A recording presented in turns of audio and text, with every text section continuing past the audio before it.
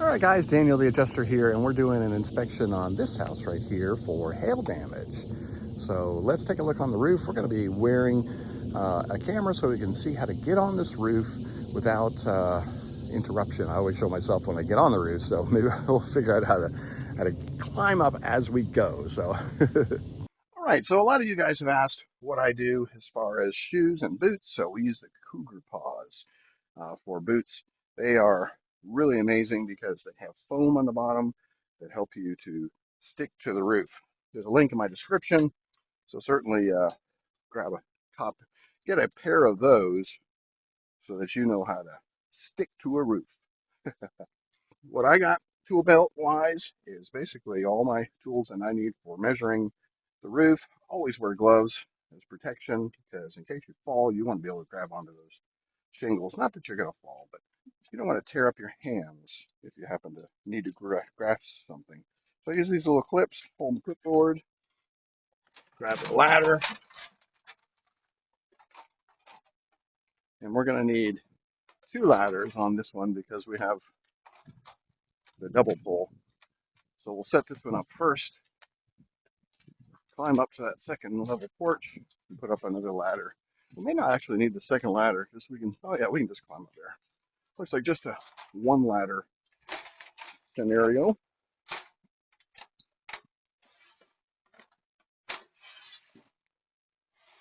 Not too tall.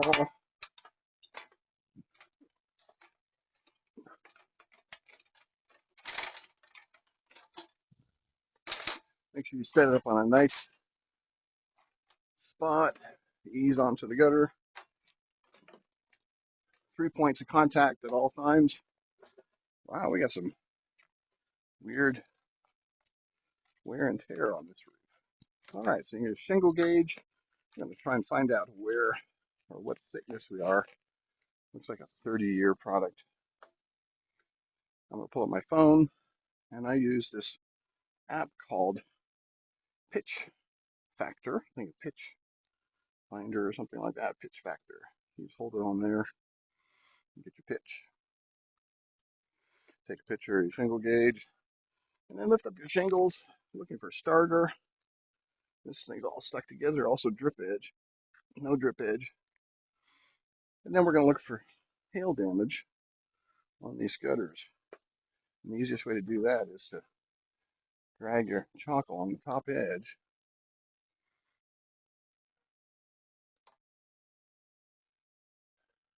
It's not 100% evident. We got a little bit of waver in the, oh yeah, there's one there. Got a little bit of waver in the metal, but I'm going to say, not as super easy to find these hits on that edge because of the waver. Yeah, I'm going to pass on that one. It's not looking like it. All right, let's get back on the roof.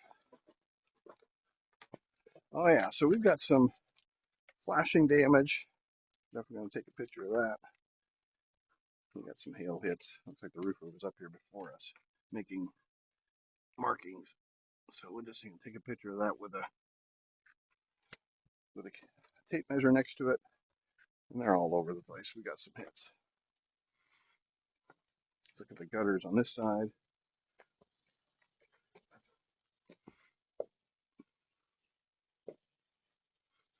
Yeah, that's actually one there maybe. It's still not as evident as I would like to see it. Yeah, it's basically a waver. Oh, a little bug. You guys see the bug?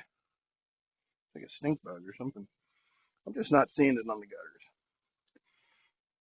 So, you take an overview of the porch. Definitely got lots of flashing damage. Gutters, they already checked. Nothing up there. There are the downspouts here. All right, so this one, don't have any screens, so we couldn't get any screens there. So, get a pitch gauge on this slope here.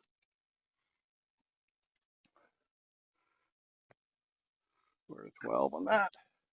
And it looks like he's been looking for damages on the gutters. He's not finding it either. But if you need a drill bit, there's a drill bit.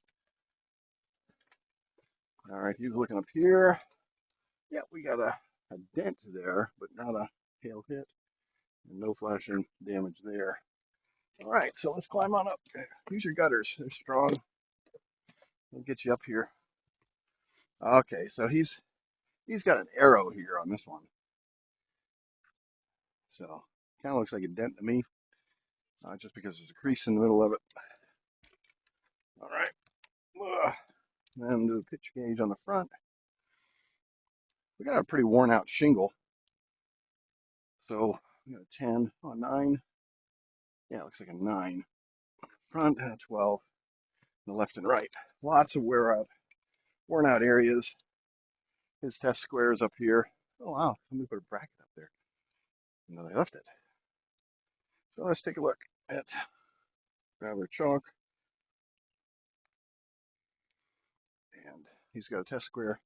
Kind of started up. But yeah, he's got a good one here. Very good.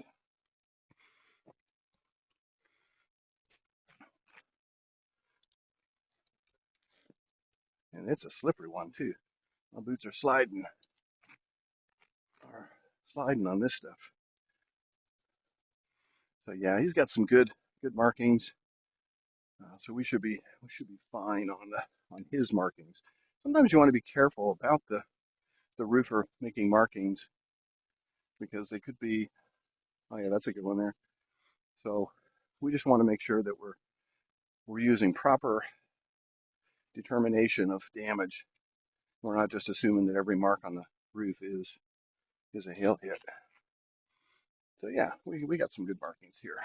So go ahead front 10 plus. It's always handy when the roofer's done some investigation for us, but you can't always rely 100% on the markings they mark. So we definitely got some damage.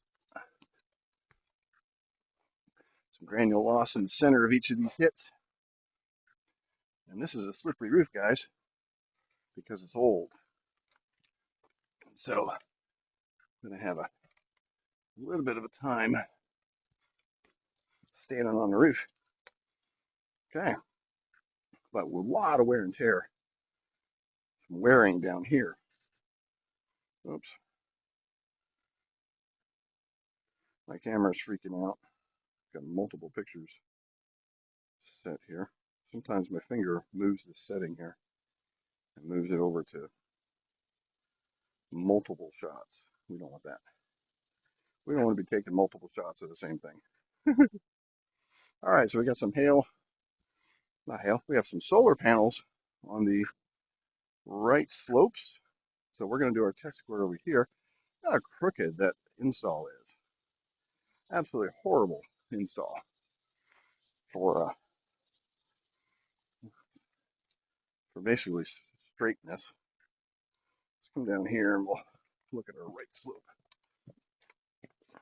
He didn't mark this, but there's some good markings on this side for sure.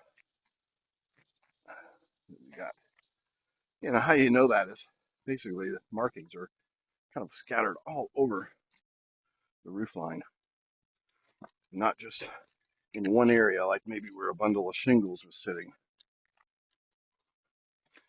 And the feet traffic is not necessarily going to be on this slope. So we know that this is definitely hail damage. Very prominent hail damage. All right. We got some good markings. That's a big one there. May not be that. That may not be hail, but we got some other good ones here. There's a good one. Definitely got some good ones up here. Okay. So we're going to do right 10 plus. And guys, I don't mark a test square on slopes like this because of the concentration that they have on just one slope in one area. Left side, we already know is not going to have anything because the left side was totally clean downstairs on the exterior, but it's always good to look. See, I got a blister here, so that's not going to be one. Kind of got one there though. Decent one there, and here. So it depends. It came straight down. Shingles or granules are loose. But overall, I'm going to say the left is not as prevalent. We got a couple, but I'm going to say no as far as overall, like to be able to get it bought for hail damage. Now, you're going to say, well, there's two there.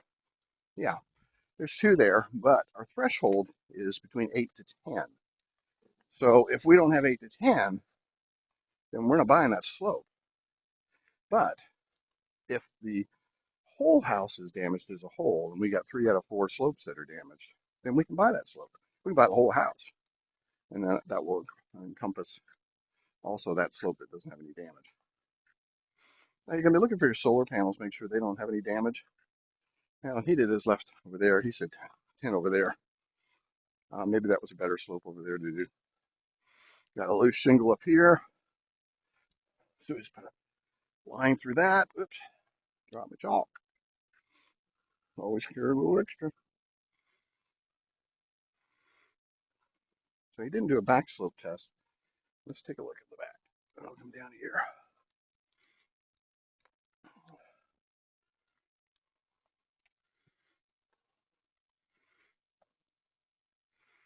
Okay, I don't know why he didn't do a slope test on this one.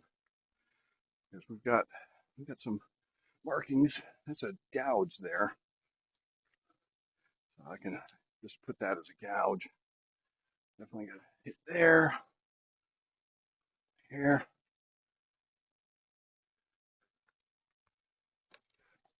There, that's a good one.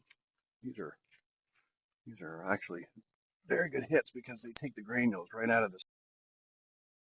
All right, guys, so that was it. Hot and sweaty today. It's 8 o'clock in the morning. I'm already burning up a sweat. It's going to be 100 today. So, Daniel the Adjuster here, helping you become the best adjuster.